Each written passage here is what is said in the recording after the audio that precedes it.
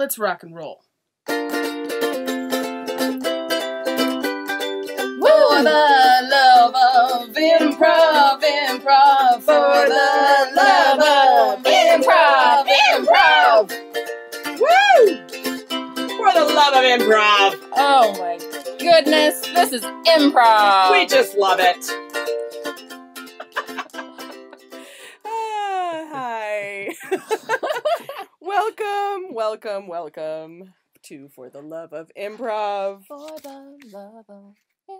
Wow, Isn't there a song? There's Yeah, a song. she was just singing. We have a It's already pre-recorded, so Oh. they've already actually heard it. I thought So I was going to get to hear it. they've already actually heard I could probably play it for you. Yeah, No, you don't need to play it. I know it's it. It's lovely. it just says "For the love of improv" over and over again. It's great. Yeah. Zoe Amorphia. Yes. Yeah. Who's amazing. So welcome to, this is our 4th episode. So exciting. Yes, we are Jessie Wicks and Katie Welsh. I'm Katie Welsh. Today we're talking with Tim Mahoney. Hello. He What's is in the up? studio, ready to go. Our topic today is narrative improv. You can see some narrative improv by showing up to one of Tim's shows for his new team called Ghost. Yeah, Which that's a placeholder too. We don't have a team name yet. You Oh, don't? really? Yeah. Oh. We And don't- that's why we're it's not a real- ghostly? We're not a real thing. That's why. Oh, that's our why name you're is Ghost. ghosts. I like that. Yeah. Cool. Interesting.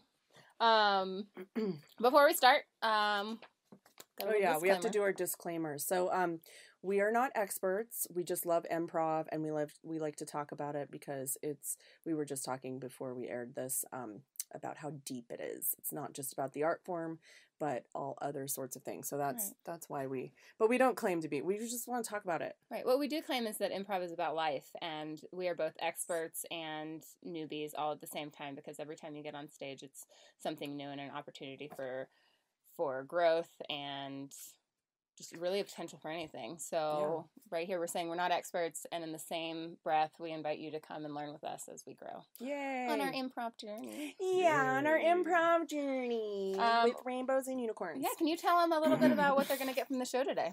Yeah, so we're going to talk to Tim, obviously, about narrative improv. And we're also going to do a game. We always do a game, so it'll be interesting because we don't know how one's going to go. We really never do because it's improv, people. And then we also have a history segment. We may or may not get to that today. We'll see. Tim usually has a lot to say, right, Tim? Mm-hmm. Oh, Yeah, no. yep. And we're going to... Oh, my God, that's the first Yes, one. starting off the improv podcast with a no. Nailed it. Nailed it. Denied. And then we're also going to talk about a particular, I don't know, what do you call it? A technique, a word of the day. Yeah, so our concept for the day today is secondary characters, and that leads really well into narrative improv, so I'll save that for later. Let's get to know Tim, though. Tim, we ask all of our guests, the first question is, why did you get into improv to start? Like, why did you show up to your first practice, and then why did you come back? Oh, man. So the reason that I showed up to my first improv practice was actually not to do improv. I showed up to my first improv practice or class because I wanted to do stand-up. And I wanted to get more comfortable on stage. And for me, that was like a very safe way to kind of jump into getting back on stage. I performed in various forms in high school and some in college, and kind of had drifted away from that after leaving school. So, I jumped into improv to get back on stage and just to kind of like get back into the world of comedy, so to speak. And then how was that experience? I mean, was it what you were expecting? Were you blown away? Were you like, oh, this is not at all what I was expecting improv would be? Well, I have been, I hate to use the word comedy nerd for my whole life, but that's kind of the case. Very much into all things comedy as a kid. Saturday Night Live was a big influence on my life, and actually still remains one in the sense that, I watch it like a sport. Both, recognizing when things go wrong and like watching the ebbs and flows of a changing cast. It's a lot like a sports team over the years. So, I enjoy that aspect of it. But, as a way to connect with my dad and my brothers, we kind of bonded through comedy. We moved around as a family a lot. My dad was in the Navy, and we moved around, all the time, basically, every few years. So we were really close, and we always bonded over things comedically. My dad has a fun sense of humor, even though he's very shy. And he, loves very classic comedies from his era, Animal House and anything Steve Martin and, Martin Short and all these great comedians. So he introduced, me to those people, and those are still folks that I really look up to. In terms of comedy, I mean, Steve Martin is somebody who's like just, so risky with what he does, but also so connected to the simplicity of the art form. And I think that's like one of the beautiful things about improv is that it's both really deep and complex, but at the same time, like very much simple, right? And obvious, and that's a cool thing. Yeah, that's so cool. And I love the thing you said about comedy connection. I think that's, I mean, I can relate to that a lot. I think a lot of people can relate to, either if you're a performer or watched comedy, or, people in your family. I mean, that's, I've never really gotten along with my dad, but when we do connect, it's because of comedy, so it's kind of like that wall breaker that, that makes everything okay for a second. For sure. And I mean, and in my family, it's so great. You could get away with anything if there was like a laugh line involved at the end. Like, as long as it was like, well, whatever happens, and then, you can make somebody chuckle. It's like, well, let's forget about the fact that you crashed the car through the garage then and move on with our life. Right. Yeah, but it wasn't that you could get away with anything, but it did, it was that thing of like, making people laugh has like a good feeling attached to it, but also it like kind of pulled the veil away from like things being so serious all the time. Like, life goes on, and to be able to laugh at the things that come up throughout, the things that are unavoidable that happen to everybody, that we often put so much pressure on ourselves to take seriously. Like, absolutely, just to be able to laugh those off, or to be able to find the humor in them rather than to like laugh them off and move past them, but just to recognize that like the humanity, like humor is humanity, and to find that in everything is a blessing. So, yeah, totally. It's a relief. It's a big relief. Oh, even better word. Yeah, it is a relief. God, imagine having to be so serious all the time. Ugh. Life is What's super like, complicated. I know. I'm probably the serious one in the group, but I want that. I feel like life can get so intense sometimes, and you get wrapped up in what you're doing, and to be that person that can provide the comedy relief in a hard situation without being inappropriate, it makes you such a gift to the people around you. Like, absolutely, like whether it's planned out and performed on stage, or whether it's just, hey, here's the funny part of this situation. Be able to look at life from that angle is just like, it's awesome if you have that skill. Yeah. Well, and I think that's why I fell in love with improv, was not that doesn't exist in the stand-up comedy world. I'm sure it does. Oh, I should say, I've never done stand-up comedy. Oh, you never ended up doing it? No, that's what I started to pursue so long ago, and just never, I fell in love with improv. I'd always been on sports teams as a kid and through high school and in college. And I think that I just missed, at first it was like, I'm part of a thing, and that was enough. That was like a big thing in my life, was to be back involved in a group setting, like working towards a common goal. That was really nice. But the more I pursued it, and the more I continued to do it, I really just was like, oh, this is what I wanted, because it gives me that comedic outlet that I think I was searching for in stand-up. But you also were on a team. But I was pursuing it with other people, and stand-up is through my lens, but improv is through a collective group lens, and that's a group lens that changes and exists only in that moment when you're doing that show with those people. Stand-up, you get to do the same set and rework it and tweak it, and I think there's so much value in that. There's like the beauty in honing a thing and working so hard to craft a joke. Is wonderful, and something I don't know if I have the patience to do now that I've been doing improv for so long, because improv, I like the practice of it. I like that it's ongoing, and that you don't if you think you figured it out. You know, it's humbling. Yeah. And I think that's a good thing for somebody who has an ego like myself. Like, it's humbling to have miscues regularly. I've approached things in my life pretty, what's the word I want to use? I don't know. I don't know either. I planned out. I'm a planner. Yeah, So if I'm traveling, like, I have itineraries like literally printed out for myself from on an hourly basis, like a list of clothing to check out. Like, I'm very regimented in that type of thing, and I think for in improv, it's really nice to not have to feel that pressure necessarily. I can relate to that so much because I started out in stand-up, and the thing I liked about it was that you could plan it out more. But what's always been a struggle for me is that going off script, so doing crowd work, that terrifies me. So that's why I got into improv, for the same reason, because I'm like, I gotta take the stick out of my butt and try to be more spontaneous. And I'm like, that's what improv is. You can do nothing but that. So it was like a way to like give myself permission to just be spontaneous, because there's no other choice, you know? And that's like, that's how, because I'm like, no, I have to have a plan, you know? That's so interesting, and you say that you started in stand-up too, and I think I posted a stand-up show that you've been in. Yeah. Improv weirdly brought me back to the stand-up world. I know, like by accident. And then I love hosting stand-up shows because it is, for me, it's almost like improvised stand-up. I get to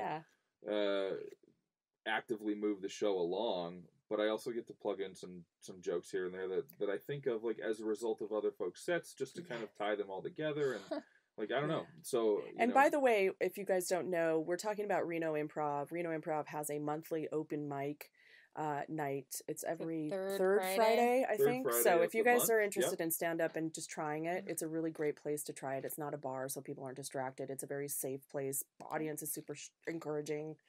I mean, throughout my improv career, if you want to call it that, you know, I've crossed paths with a lot of stand-up. I've been a part of review shows and things like that, where it's, you know, or festivals that there's improv and stand-up, and it's of the you know, not to go off on a tangent about Reno Improv, I'm sure we'll talk about it later or whatever, but it is one of the most supportive stand-up environments I've seen, in the sense that, you know, the 10 people or 12 people on stage for that evening are very much there to get better, and the audience is aware of that and supports them in their pursuit of getting better.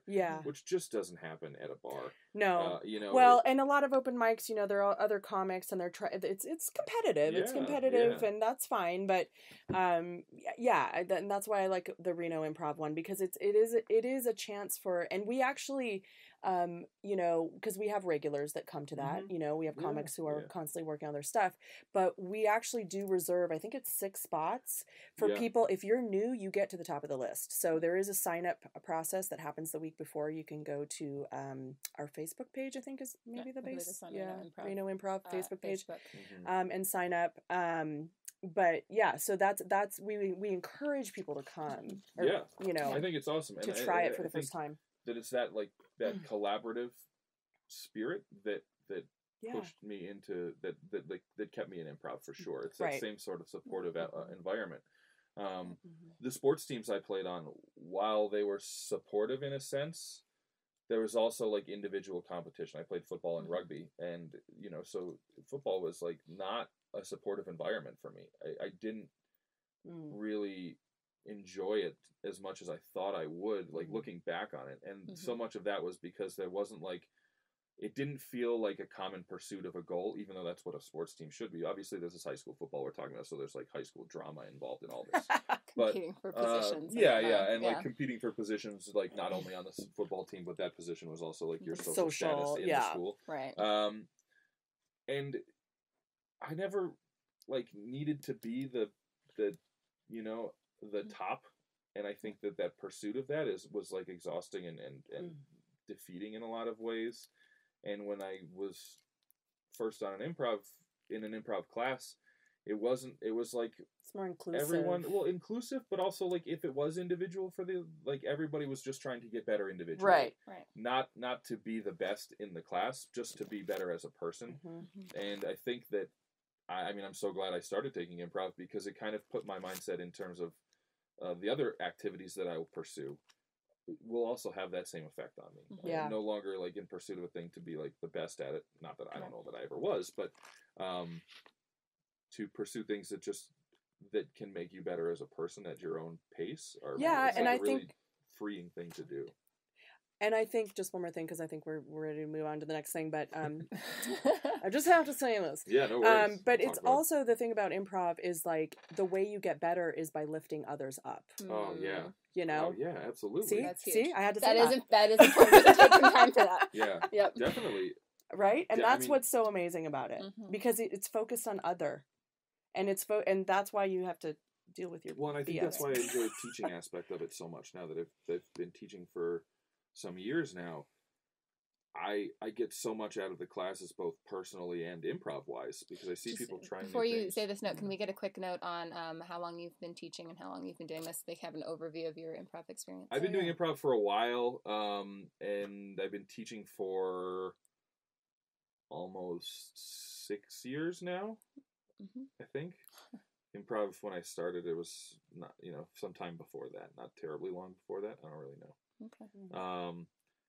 I also, not that I don't like the question, I can appreciate the question, but I also think like that's another reason I love improv so much. Like it doesn't matter how long you've been doing it if you're able to connect with the people you're on stage with. Like the time is not necessarily the most important thing. It's your ability to connect. Right. And that's why I love playing with new people. I love playing with new people, both that I've never played before, but new people to improv as an art form. They're super fun to play with because they have no preconceived notions about what things are supposed to be, and they do crazy things, and they're fun to kind of be put in that place and time with folks that are doing their own thing. Well, and you've also, we talked about this before we came on air, but you also taught it. You started a club at a school that you used to work at. Can you talk about that a little bit? Oh, absolutely, yeah. So a close friend of mine, a colleague and friend, actually my first improv teacher, now that I think about it, a guy named Ryan Hardigan, who is a lovely fellow, who's in New Zealand. Hi, Ryan, if you listen to this. He and I, like I said, he was my first improv teacher, and we really clicked. He was also the first person to put me on an improv team, which was his improv group that I was on for a long time. He took some chances on me, which was nice. Saw something in me, I guess, that made me want to continue to pursue this, and so he and I started this club at a school called the Middlebridge School. It's a boarding school in Narragansett, Rhode Island, for kids with social and developmental disabilities. Lots of kids on the autism spectrum, ADHD, various things. And we started an improv club, and it was simply just an after-school improv club. It took place on Thursday nights. We'd show up at the school and just do improv games and teach some improv theory and stuff like that, and just have a good time with the kids, break them out of their shell a little bit. And it was great. There's 70 kids in the school. I think by the end of our first semester at the school in that club, we had 20 plus kids, and so we had a third of the school locked up in the improv club. So I think bowling club got put on the back burner for the semester, which I was bummed about because I love bowling. I was like, you guys should be doing both. Could you do things. like improv bowling? No, that would be weird. I feel like people would get injured though. We did a lot of scenes in bowling alleys. No. But it really took off, and the kids loved it, and like I said, it was a boarding school, so their teachers and staff and resident staff and all that were around all the time, and they really watched these kids grow as a result of being in this improv club. Not only just talking about how much they enjoyed it and like socializing, which is a thing that some of those kids really struggle with, socializing about how they enjoyed the club, but we literally got calls from parents that were saying like, my daughter's calling me once a week now and talking to me about like what's going on, and like, so we're seeing all these really super positive changes, and we talked to the school, and the school approached us about starting a program more I guess educationally minded, and I will be honest, it wasn't any different from what we were doing in the club. We put some new vocab words in there to make it sound like it was really tailored to this specific class. So they brought us into their social pragmatics classes, which teach, socialization and some certain life skills that some of these kids might struggle with. But we were just doing improv. It wasn't so any cool. different. We threw some new, like I said, we threw some words on there to make it fit the pre-existing curriculum for that particular program. Mm-hmm.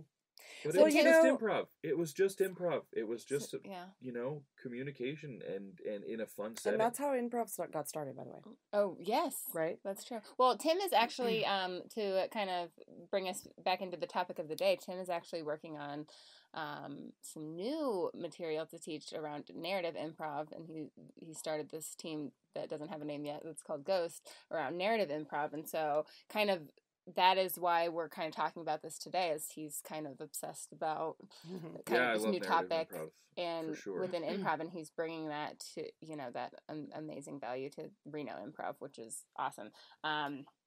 I'm just going to start off by giving a definition that I got from Impro Theater. You can find it on improtheater.com. They're amazing. /narrative Best theater in LA. Impro Theater out of LA. They do fully improvised plays. And what I mean by fully improvised is, quite literally, if you want to put a time limit on it, 90-minute to 2-hour show with intermission, costumes, lighting, sound, everything. And it's completely improvised. And they're one of the best companies in the country. So, yeah, if you're ever in LA, go to Impro Theater.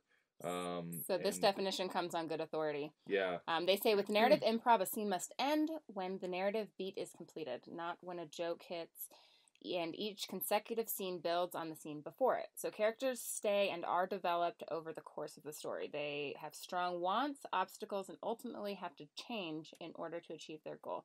This takes such a good definition. Yeah.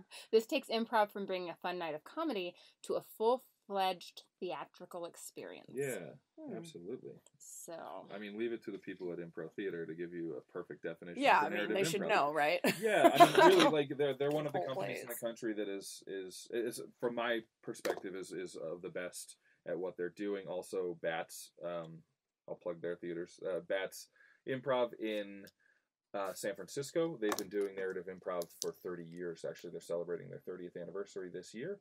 And those folks are really, really wonderful too. I actually just saw at the San Francisco Improv Festival last weekend, a couple folks from my team at Reno Improv went and saw Improvised Downton Abbey, where it was an amazing show, really great show. Once again, just to put a time length on it to kind of give you a perspective of what it was a 2-hour show with a 15-minute intermission, fully realized characters, sound. So cool. Now, is lights, something at that length, do you think that something at that length is realistic for most improv clubs to have? If it's something they want to do. Yeah. It's just what this particular theater and the folks that perform there love doing. Mm-hmm. And I don't think that it's a matter of like, is this a thing we could do or isn't it? If you want to do it, do it.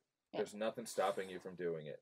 Does it take training and practice and hard work? Absolutely. But so does any artistic pursuit, there's the joke about like, I got into improv because they don't have to practice or rehearse or like prepare. It's like, well, I say that off the cuff too, because it's sometimes it feels true. Yeah, I can go up and do a show with zero preparation. But there actually is preparation that went into that. There's all the classes that I took and all of the rehearsals that I've gone to and the training that we constantly all are undergoing to continue keeping our chops up on this thing that we love so much. Yeah, because you can, I mean, I've definitely experienced it as more of a beginner improviser where you learn all these rules and you're like, oh yeah, I'm getting it. Oh yeah, I'm vibing with this. This is happening. This is working. And then all of a sudden, I don't know what happens. I forget all the rules, and they just everything goes out the window, and I don't know how that happened. God, and I'm like, what the heck? You were driving. I know. But it doesn't. No, it's not like driving at all. No, it's not. Improvised driving. That doesn't sound right. Yeah, that happens all the time. It's really, sometimes very painful to watch. So what does it mean to be a good storyteller in the whole construct of narrative improv? Oh, to be a human. Yeah. I mean, I don't know. So my latest tagline for this narrative improv thing that we're pursuing here at Reno Improv is like, we're all natural storytellers. whether we know it or not. I mean, we're here as a result of this, of, the word passed on through history, basically, I mean, that shared thing of language. So to tell a story, for me, is obvious. I mean, I think that we're telling stories in all of our scenes, whether or not it's, a clear ending, or maybe it's just a snapshot of a story, but there's narrative moments in everything we do. So is there a formula you're taking advantage of in your particular improv class that you're working on? Is there a formula to help with the narrative storytelling in improv? Mm-hmm. Absolutely. So I use a format called the story spine, or an 8-beat story. And it was taught to me by a group called Parallelogram of Phonograph out of Austin, Texas. PGraph for short. You can visit them at pgraph.com. Man, I'm going to plug everybody's stuff but my own tonight. We're going to have a long list of references. I'm trying to write that down to put in the show notes, but I'll have to ask you afterwards. That's all right. No, and they're really, really wonderful. I'm lucky to have worked with them in a number of capacities. Both, I took an intensive from them at the Alaska State Improv Festival, and it was really excellent. They're just so knowledgeable and approachable about narrative improv. They perform improvised plays as well. They have a lot of different formats that they've done before. But yeah, they taught me this basic narrative structure to kind of work through an improvised story with. And I can go through that right now if you want to. Can you do like a quick overview? So we can yeah, sure. So it's an 8-beat structure, and it kind of helps you. It goes from beginning and end to a story, and it's simple. The first beat is once upon a time, and then you fill in after that. So we could even walk around and do one real quickly. Let's do it. Okay. That'll be our game. Sure. Yeah. All right. Yeah, let's do it. Sure. We'll place the other so it starts. I'll go through it real quick. It starts with once upon a time, and that's the first beat of that 8-beat story. So once upon a time, there was a boy named Fred. And the next beat of the story is, and every day, right? So once upon a time, there was a boy named Fred, and every day Fred walked down to the corner grocery store. Okay, so there's your second beat. And the third beat is kind of the moment where something in the story happens. And that's, that beat starts with, until one day, right? So there we have an issue. Something comes up in the story. So until one day, the store was closed and out of business. Then we get into like the plot of our story, basically, right? So it's going to be, and because of that, and because the store was closed, something happened. Fred had to do something different, right? And because of that, Fred wandered into an unknown neighborhood looking for food. And because of that, something else happened. So the fourth, fifth, and sixth beats are all, and because of that. So it's just a very logical, linear way to approach a thing. This happens, and because this happens, something else happens. And because this happens, something else happens, right? So there's your fourth, fifth, and sixth beats of that story. And then you get, and because of that is the sixth beat, like I said. The seventh beat is until one day. And that's kind of the falling action of the story, like the resolution. Because the story, we'll use the fourth beat there as the sixth one as well, because it doesn't really matter. And because the store was closed, he wandered into an unknown part of town. And until one day... Oh, wait, did I screw this up? No, until one day. You need more and because of that. So. No, you're good. Yeah. Let's say that was the last day because and then of that. Until one day, and ever since that day is the final beat, is the 8th beat of the story. And ever since that day... they, whatever the conclusion is. Yeah, so there's those 8 simple beats. Okay. And they are very much simple. And so the entire scene, if you want to break, let's say we break up a narrative into 8 scenes, if you want to put that much specificity on your format, go ahead and break it up into 8 scenes. Do you want to just try this right now? Sure. Each beat can just be a line that each one of us says, and we can go around the circle. Oh yeah, let's party. Let's go around the circle. Right. So once upon a time, a ballerina was moved to Reno. Is that, yeah. Whatever. And every day in Reno, she would pirouette to 7-Eleven. Until one day, she got her foot stuck in a crack on the sidewalk. And because of that... Wait, does that work? And because of that, she was afraid to step on cracks. And because of that, she became a crack addict. Oh boy, I get it. I see what you're doing there.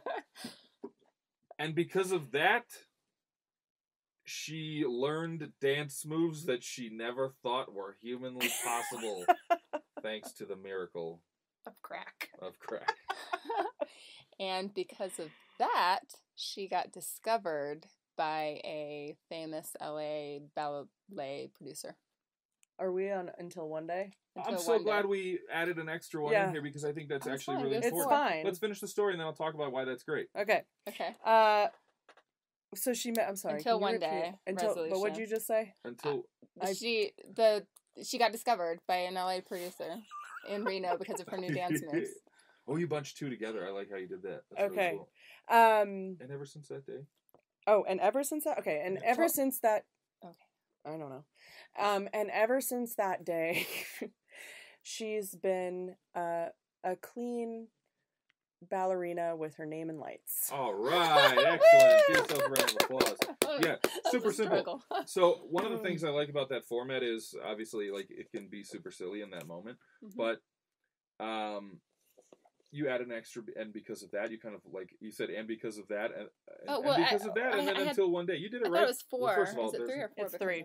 That's the thing. It doesn't. But it doesn't matter. So, however long you need your story to be, or however what you're working towards in terms of that, like your and because of that could just keep going. That's all the plot is. A plot is because something happens, something else happens, and until we get to the resolution we want, let's just keep throwing in and because of that. Yeah. So yes, it's an 8-beat story, but to say that it has to be like that regimented is not the that's not the point. The thing that's different, I think, about narrative improv versus whatever the hell else you want to call, I don't like to classify it necessarily because I think narrative is just another style of improv. I feel like you could say like montage is like totally different. Yeah, exactly, sure. So like the thing that's different about scene-based improv, montage style stuff versus narrative is that in montage style stuff, you're always in service of the scene, in what's happening in that particular scene, and in narrative, that's not always the case. Yes, you have to be in service of that scene, but also you have to be in service of that scene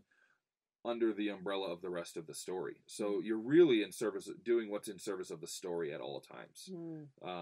And if that means being a secondary character, vocab word of the day, which we'll get to later, then that's what it calls for. Let's get to it now. Let's stop and do secondary characters. So our concept of the day is secondary characters. We'll have Tim explain that. Yeah, and I mean, I think on the surface, it's a very simple concept. It's you have your main characters, and then you have your secondary characters, right? So there you go. All right, podcast over. Right? No, but I think that a common pitfall of a lot of improvisers is that we don't know how to play a secondary character because once we're on stage, we're like, wow, well, I have to be here now, and I'm here now forever. That's just not the case. In narrative, I think it's almost a great training ground for playing secondary characters because sometimes it's easier in a story to be like, hey, I always use Lord of the Rings as my narrative example. One, because it's like the most simple story of all time, and they've stretched it into multiple books and $1 billion movie industry, and 9 hours of film with not including extra features. So you have a story that is the simplest, that is stretched out into a very fascinating tale, right? And it's a simple quest, basically, return a lost item.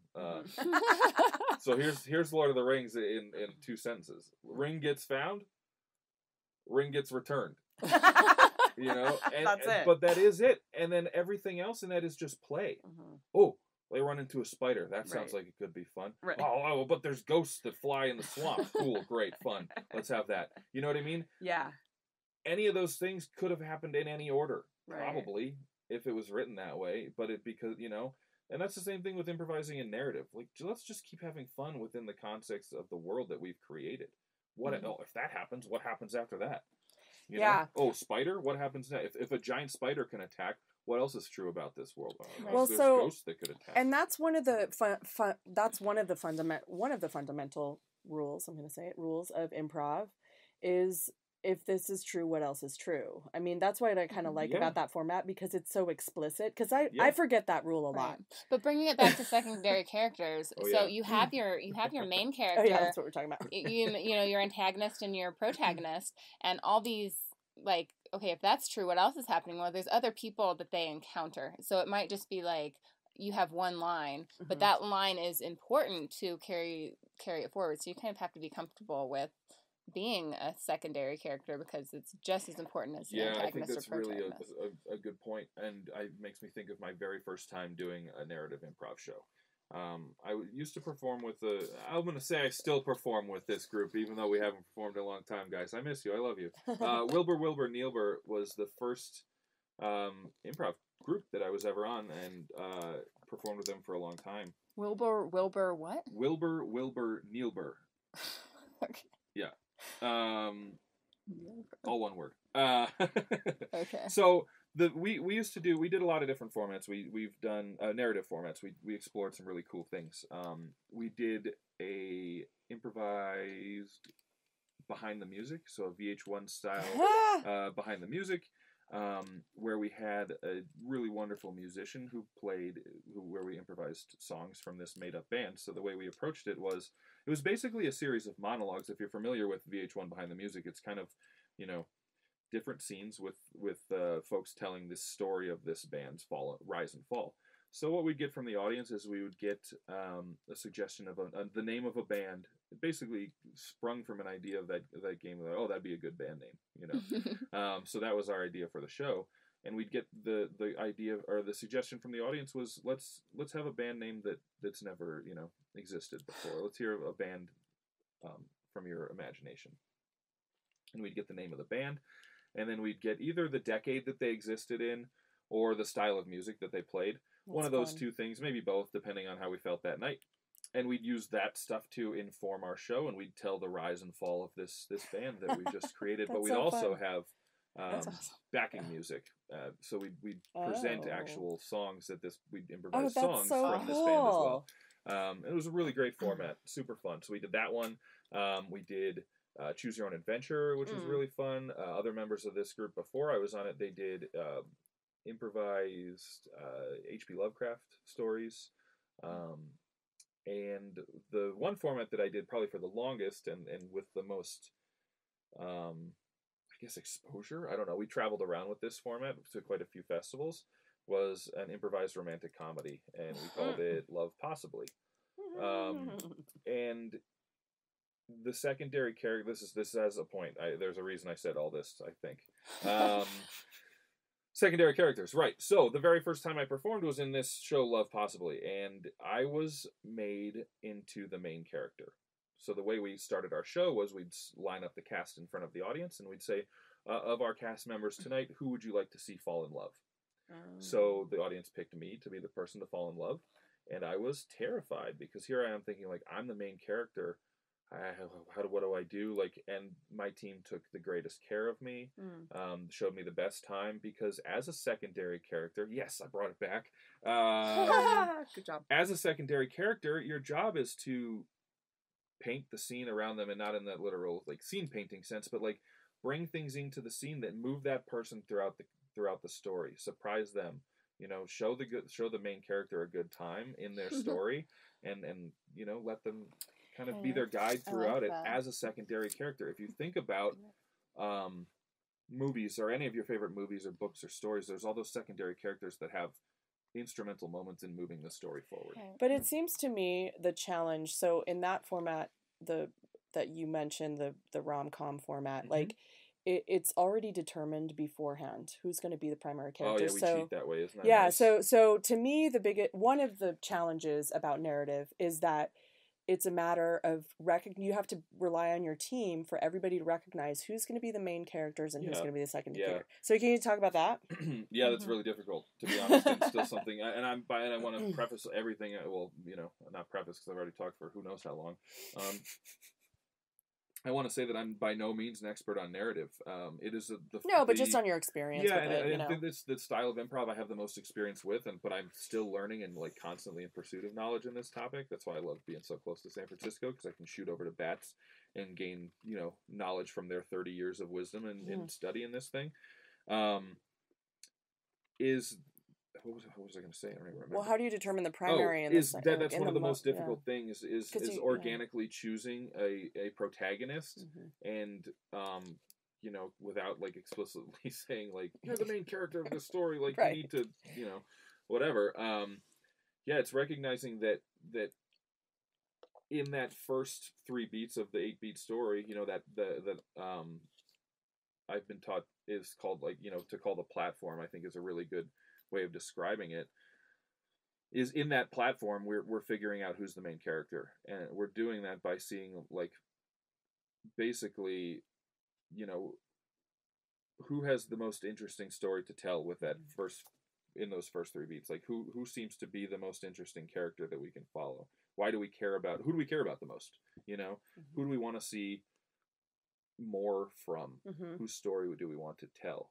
And you can do that as a teammate by just listening and paying attention, but also I think narrative really is another type of format that's really in service of the audience as well. So a lot goes into paying attention to what your audience wants, and you do that by feeling the room. Really, do they get excited by a certain character being on stage more? Great, let's tell that character's story, right? So it is a lot of audience feel and kind of learning is that from just it that kind way. of like an unexplained like thing that you do, like is there a strategy behind learning how to read the audience, or is it just something you have or you don't have? I think just put yourself in their seat for a little while. What would you want to happen in the show? I think my biggest fear with trying a narrative, or one of them, the other one is remembering what the hell happened in the last scene, but is worrying about if all of us are on the same page and are perceiving the same, Sure. And but I think that concern in always in improv. Yeah. And I guess that does come down to your team and how much you trust each other, and you click with each other, and you kind of, vibe and for sure. Know that So that's right. Let's since it's kind of a natural break, let's jump into history segment. Oh, okay. So I did want to mention because Tim talked about teaching improv to kids with learning disabilities and social, disabilities, challenges. I did want to mention, and I've said this before, but that's how improv got started, because there was, at least in the U.S. Yes, well, this book, Improv Nation, claims that that's where improv was born. There are other arguments against that, but anyways, so a woman named Viola Spoilen, I think she was new to the country too. Where was she? Oh, shoot, I'm doing a terrible job of recalling this, but basically she built a class for immigrant children. Yeah. Who didn't all speak the same language. Who didn't all speak the same language. And so, in a way, she made improv the language of all. That and they were able to interact and, play with each other. Yep. Right. Because telling a story is done in more than just words. So you don't have to speak the same language to be able to tell a story. Yep. Yeah. I mean, Spolin's work is incredible. She's obviously very inspiring. Both just as an improv, founder or whatever, but also as a specifically with this, for me is very inspiring, because I do love working with kids. I think kids are the best improvisers. I mean, that's what they do all the time. They're always playing. Yeah. So it's super fun. Well, and it's cool that it started, there's always been a teaching element to it. That's its foundation. Yeah. Which I think is cool. But I just wanted to mention that because you had brought up that you had worked with kids and stuff. So thank you for that. It's always good to a reminder of how that kind of got going in the U.S. I mean, But I did want to for this segment, I did want to read out of the introduction of Improv Nation, Cool. Something that the author talks about just in general about improv and why, like, kind of defining it as an art form and why people go back to it. So this is what he says. I'm going to read it. So I think that's partly why people want to see and be part of it, returned for more, and keep coming back. They can't believe it. Sorry, I can't read. They can't believe anyone sane or insane would risk that kind of public humiliation. And when improv really hits the heights, they really can't believe it. No way, you'll hear over your shoulder. They must have written that. They couldn't have just made it up. On those nights, it's like watching a magic trick. But while a magician always knows more than the audience, improv's magic is just as mysterious to its improvisers. It's a special form that says, even though you're down there and we're up here, we're discovering this together. Yep. And I just, like, it gives me chills when I read that, because that, to me, sums up the art form, and that is what is so magical, as it says, and distinguishes it from a lot of, I mean, there might be other, like, maybe performance art or something, but, you know, that really is what said. And that's what's so amazing about book. it. That's page 1 of that book too. I should probably open it. I have that book on my shelf. Page 2. 1, 2. Man, that's pretty good stuff. Yeah. So anyways, continue. No, I completely agree with that. I especially love the part of that about, you know, the magic is just as real to the improvisers on stage as it is to the audience. Yeah. It reminds me of shows and once again, I do want to say, like, I don't think narrative is a better style of improv. It's not superior. For me, it's what I enjoy doing the most. So I will talk about it, and maybe in this it sounds like it's superior, but I don't think that's true. I just think for me, it's what I enjoy the most. So that's why I'm the most passionate about it. I remember specific shows where, you know, we're 20 minutes in, 22 minutes into a 30-minute set, and we don't know, like, we really don't know what's going to happen, you know, and yes, we know, like, the arc of the story and probably what needs to happen, but, like, how that thing that needs to happen is going to happen is a total surprise. And those are the best type of shows, because you kind of, like, the you know, the lights get pulled, or the curtain gets pulled at the end of the show or whatever, and you're standing back there with your teammates, and you're like, holy shit, like, what did we just do? Pull that off? Like, we pulled it off. I don't really know what we pulled off, but we pulled something off, and it feels great, right? It's the best. But also, there's so much pleasure for me in a show that misses the mark, because that's just as much a part of the experience for the audience and for the performers, I think. And for me, what keeps me coming back. You know, I've done scripted work, and when a run of a show is over, I'm ready to be done with that show, like, and move on to something new. Yeah. Because we've kind of got everything out of it that we can get out of it. We've milked it for everything it's worth, right? But with an improv, it's like, no, it's never ending. It's it's always going to be something new. Well, and I think not to be like teachery, but I was a teacher for many years, so I'm going to be one. But, you know, I think with any craft, the most you're going to learn is when you make errors, right? So just when you said, you know, even when a show doesn't go well or a scene doesn't go well, it can be the most awful feeling in the world, but you're not going to learn and grow if you don't make mistakes. Definitely. So that's one of the reasons I love short form improv so much, just because it is, for me, it's like you get to kind of play with reckless abandon, and I mean a controlled recklessness, I guess, but, you know, it's like freedom to fail, though. Freedom to fail. And there should be that in all forms of improv, but in short form, you know, it's just so it's laid out. You know, you have 3 minutes to give this thing a chance, roughly, and if it doesn't go well, it's over. You don't have to try again. Like, you move on to the next thing. Right. So my next question is kind of gonna be history oriented and lead us back into a narrative improv. So the Herald, created by Del Close, is kind of a format where it's a 3-beat show where you have, you know, basically 3 scenes, and then you're replaying those 3 scenes over. Would you consider the Herald a form of narrative improv because you're continuing? No, really? I don't know anything about the Herald. I've never like this man, I might be burning improv bridges right now. I don't even care.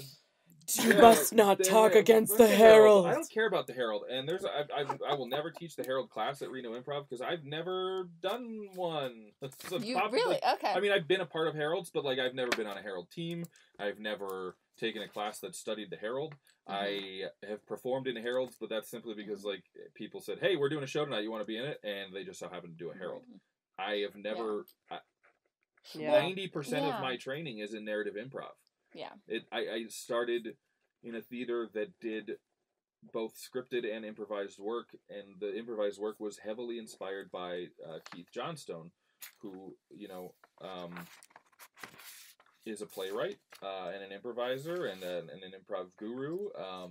And, it just tends to lean more to the narrative side of things, and that's just where I started. It doesn't mean it's better or worse, but for me, once again, it's what I started learning and what I continue to hopefully pursue learning, because I love storytelling. I'm Irish.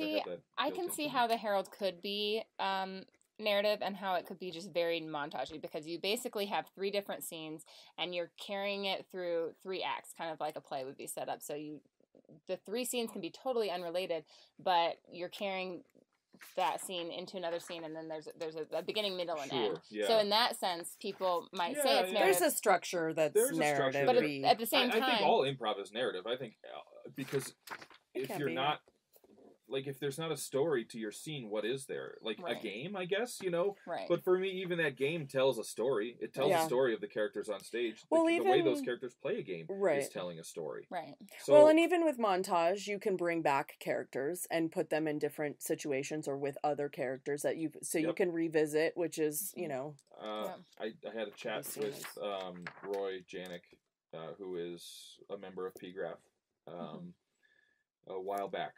Probably about 1.5 years ago, and I sent him a message, and I was like, "Hey, I want to start working with a narrative team here in Reno, but for the most part, everything that they've done is montage Herald, for lack of a better term, Chicago style, I guess, kind of training." Long form, yeah. And I was like, how would I, present this to them without scaring the shit out of everybody, basically. And, like, I want to present it as not, like, this crazy different thing. It's just a different style, a different format, so to speak.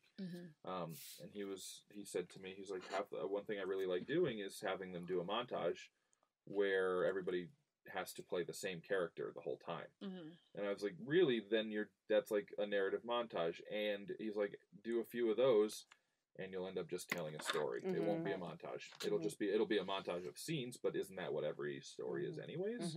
Those scenes will be connected because the characters are therefore connected. Right. Well, and it's like sorry, go ahead. No, I'm sorry. Those histories that you create, that those characters have, right. When you continue to play them, you can't just ignore them, right? That's stuff that's built in. And I think even if we say, like, hey, these scenes don't have to be connected. Yes, we're going to be playing the same characters, but they can be in different times and spaces. Our brain, and this goes back to my point about we are natural storytellers, our brain wants to make sense of their story. Right. It wants to, and the audience wants us to.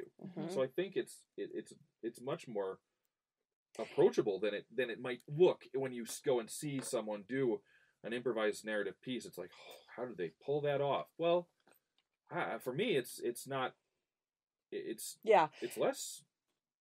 It's less mysterious. Well, and I mean, like, this quote says something like, "Oh, unlike magicians, where they know more than their audience." Well, there is a little bit of that. I think if you study improv, there are rules and techniques and formats that then you're like, oh, I see how this works, that help you be a better improviser. So there is a little bit more. Well, I mean, we already talked about the 8-beat format. So yes, there are things, and I guess for me, that stuff maybe is in the back of my mind at this time, so I go into that with recognizing, like, if we can follow this 8-beat structure even loosely, I mean, even if you want to break it down into 3 beats, really, beginning, middle, and end, that's essentially, or platform, plot, resolution, Yeah. Well, and even like this reminds me too of kind of like, I'm just thinking of all the different formats, and I haven't done that many, but like the Slacker format, where where there's still a character that stays on stage from the previous scene, and then the new person brings in a new scene, but that character that stays on stage is the same character. Even that, even though it's not, I don't even know that. Yeah. See, I don't know these formats. I just know. But even that, it's and then eventually both of those characters go away, because then but there is a connection. There's a flow that happens, even though it's not like beginning, middle, end. I'm just trying to say, like, there's that connection and flow to the next thing, instead of the disconnected, just random scenes just smushed together. Yeah. Does that make sense? And I think like you're saying, we're always looking for that story. That's, you were saying, like, we're always looking for that sort of connection to what's coming up next, or right. And I think that there's that connection in montage. It's just not. It's not like storyline connection. It's it's like, oh, the theme from that past scene is carried over into this new scene. Like, I was inspired by a theme that popped up during that, yes, this scene is completely new characters, but we're going to share that same theme or explore that theme further. Or like, we're going to do this game and we're going to like repeat this thing. So just we have time for one last question. Personally, what do you feel is your biggest struggle as an improviser? And do you feel like narrative helps you in any way?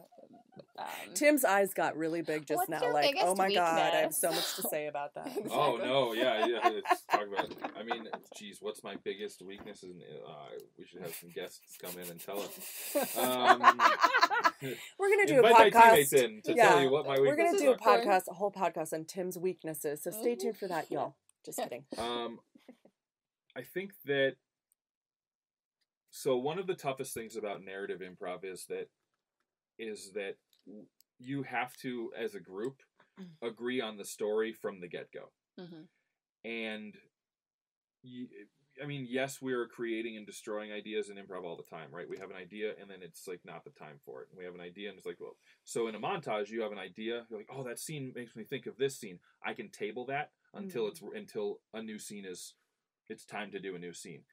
In narrative, that story is on a constant track, and we're not rewinding and we're not cutting to move to other things, really. So you have to be willing to be, oh, the story could be going to this place, and then the very next word out of the other character's mouth on stage could completely destroy the reality of that idea you had. We're like, oh shit, well, that can't happen because everybody's dead now, right? So you have to, obviously it's an extreme example, but you have to be willing to scrap that idea that you had. No matter how brilliant you might have had it might have been, you might have been ready, like you might have had one foot on the stage and those words change. You have to be willing to. It's so hard. And once again, this goes back to always being in service of the story as a whole, not as just the current scene on stage. Because if you're always only in service of that current scene and not recognizing, the big picture of the story you're trying to tell, then you're going to end up doing a montage probably, or at least like a narrative-y type montage, right?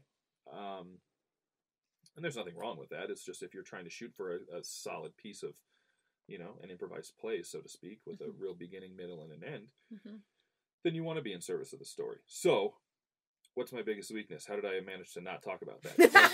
Maybe that's your biggest pretty weakness. Clever. Oh, my biggest weakness is that we've only been recording for an hour and 15 minutes, but we've been in this room for 3 hours. Talking it up. I think and this is probably not my biggest weakness, but what I think my biggest weakness for myself is, and what I'm really trying to work on right now is playing those secondary characters with like passion and excited to be them, because it's almost easier, especially if you've been doing narrative for a while, right? It's almost easier to fall into that main character role, because you're gonna, like, everyone else's job is just to kind of support and move you through your story. And not always, but sometimes that's the way it works out. So for me, it's twofold. It's playing those secondary characters, but also having those secondary characters be actual characters and not just, one of the like 6 versions of myself. Like, this is Tim Mahoney as a butler. This is like, no, that's a butler named like George. And it's not like it has, my personal like history involved in it, obviously, because it's impossible not to have that. But like, that's a real character that exists in this story and is specific to this story, not just like one of a maybe a dozen or whatever stock characters that I tend to lean on. I think for me, and in narrative work specifically, I want my characters to be in service of the story, not in service of like my comfort level playing them. Right. Yeah. And that's a hard thing to do. Yeah, well, I think that's for I'm everybody. Struggling with Yeah. it, Well, that's interesting because I think I actually mentioned in another episode on this that like one of my first times performing on stage, I had the immense privilege of getting to play with you, and I felt horrible on stage. I was like, this is going awful, until the moment you jump on stage and added 2 lines, and you basically made me able to go on. I don't even remember what it was. He just added something that like I was like completely blanking. Yeah. I was like frozen on stage, and I did not know what to do until he walked in. He just like dropped a nugget, and then I'm like, oh, okay, I can finish the scene. Yeah. And it gave me the confidence to like keep going, because I was just like, God, let this scene be over. I've got nothing. And I mean, that's super generous of you to say that. That makes me feel all warm and fuzzy inside. But and that's because though you hear that, like, make your scene partner look good all the time. Yeah. And sometimes we put that in our brain as like, I gotta save my scene partner. And to do that, I got to be on stage all the time. But no, sometimes it is just a matter of like coming in, and that's what a secondary character does in a beautiful way.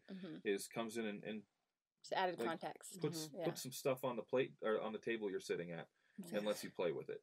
Right. And then there's a woman named Patty Stiles who I could talk about for days because she's amazing. And once again, a Keith Johnstone person. You know what I mean? I had the amazing privilege to work with her pretty early in my improv career. I'm like getting like speechless talking about her because she really is amazing and wonderful, and I've never felt so taken care of on stage. I was new. She's been performing forever. You know what I mean? She's wonderful and brilliant and all knowledgeable on everything, but also an amazing performer and for anyone who's playing with her. And I regularly think back to playing with her on stage and thinking like, man, I hope to someday be able to make people feel like she is making me feel on stage. Because it was just so taken care of. I was never worried about what was happening, and at the same time, I didn't know what was happening, and it was great. So I mean, I feel like just like coming from a perspective of more of a beginner improv person, I feel like getting to that place, you have to be almost like a more seasoned, I mean, maybe not, maybe it just depends on your personality too, but you have to be a more seasoned improviser, because when you're first beginning, you're trying things out and you're trying to like, do stuff on stage, but really, you want to get to a place where you have more of a bird's eye view on the art of improvising. And to where you can recognize, oh, I see what this person needs, like you did with Jess, and I'm just gonna go and drop that little nugget to them, Yeah, and I think it's like it is just a drop. It's like, here it is, and go. Right. And like, you guys have got this. You just need it. So, and the reason I brought up Patty Stiles was that she explained a lot of formats and things I've worked in have been directed. So there's an actual director sitting in the audience, like helping the scene move along. And they're not there to like have total control over the scene, although Keith Johnstone did create a format called Guerrilla Theater, which is 5 directors, and there are a number of directors directing scenes very explicitly, and the show is a director-based show. Like, so they're very much a part of the show.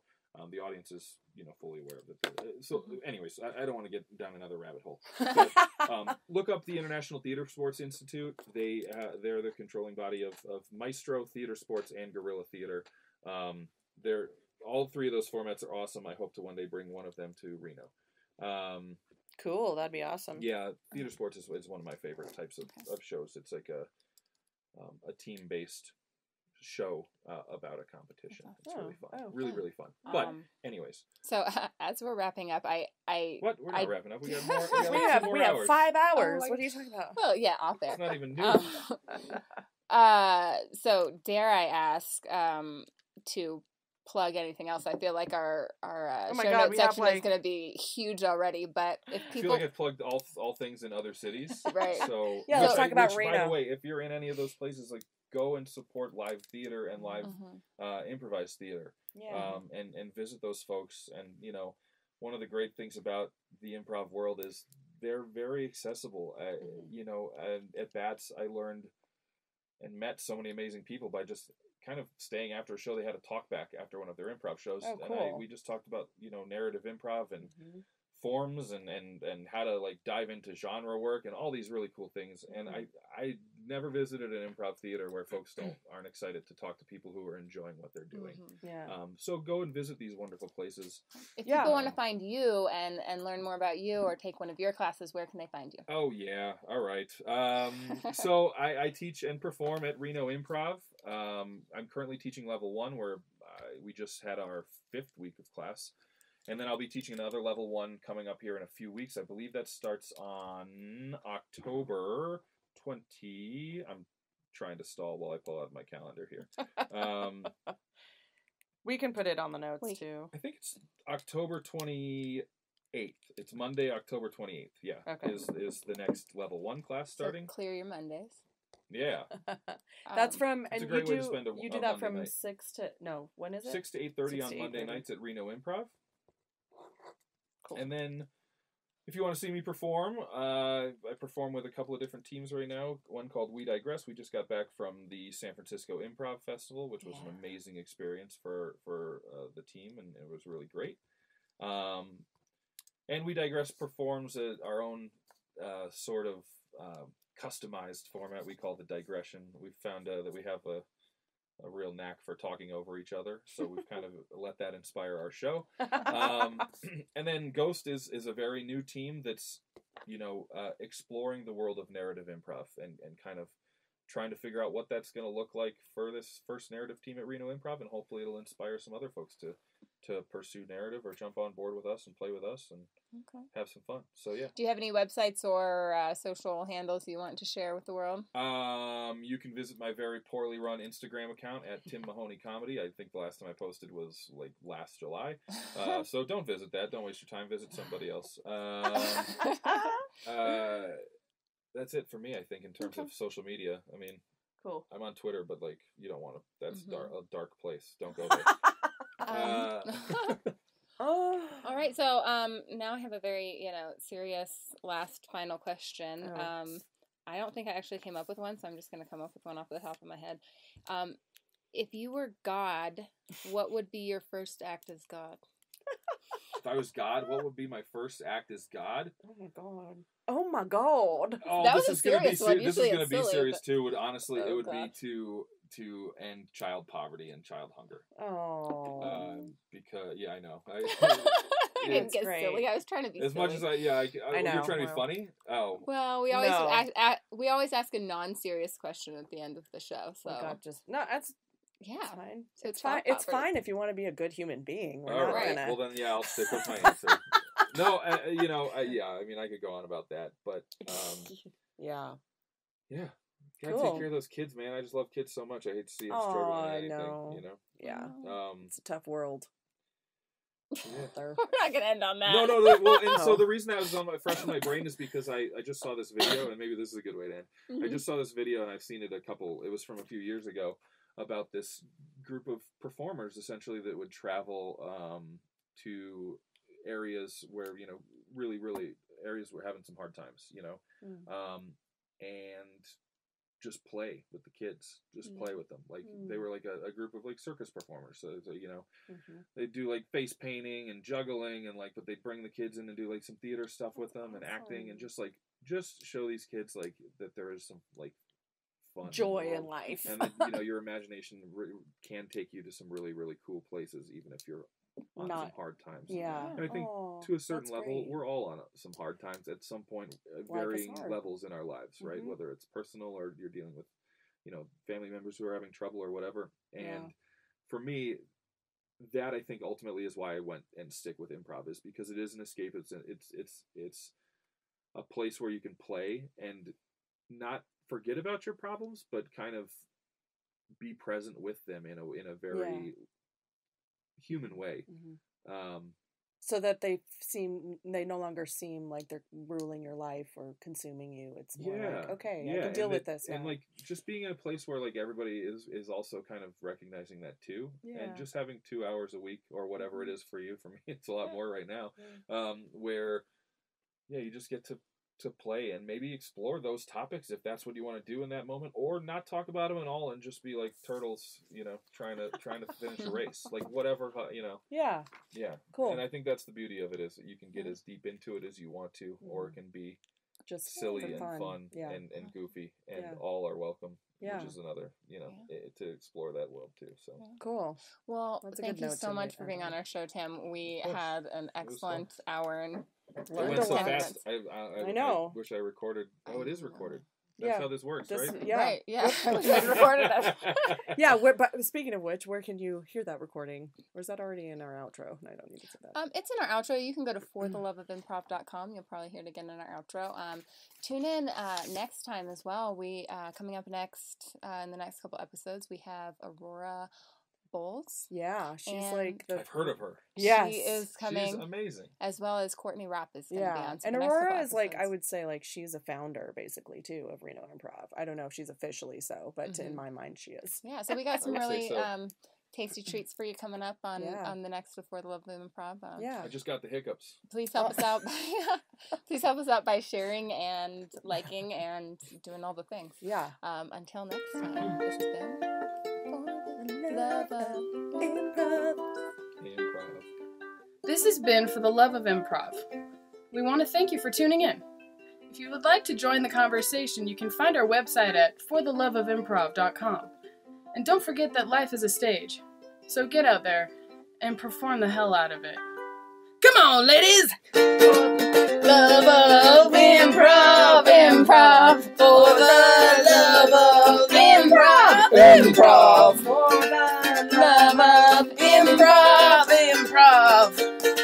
Improv. Improv. Woo! Yeah. See you next time.